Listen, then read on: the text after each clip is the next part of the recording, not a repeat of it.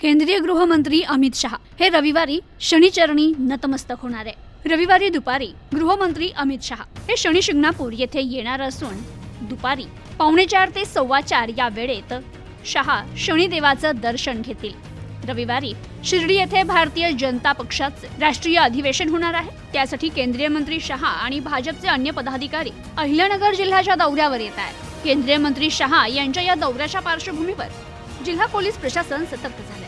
जिल्हा पोलीस अधीक्षक राकेश ओला यांनी शनी शिंगणापूर येथे नुकतीच भेट देत सुरक्षेच्या दृष्टीने स्थानिक पोलिसांना योग्य त्या सूचना दिल्या। केंद्रीय मंत्री शहा हे पहिल्यांदाच शनी शिंगणापूरला येत आहेत। शनिदेव हे नवग्रहांपैकी जागृत देवस्थान आहे।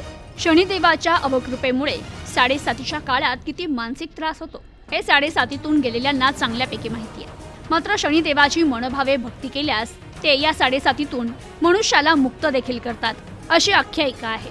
तर रविवारी दुपारी केंद्रीय गृहमंत्री अमित शहा हे पहिल्यांदाच शनी शिंगणापूर येथे शनिचरणी नतमस्तक होणार असून त्यांच्या सुरक्षेच्या दृष्टीने पोलीस प्रशासन सतर्क झालंय। प्रतिनिधी अनिकेत गवळी, न्यूज टुडे 24।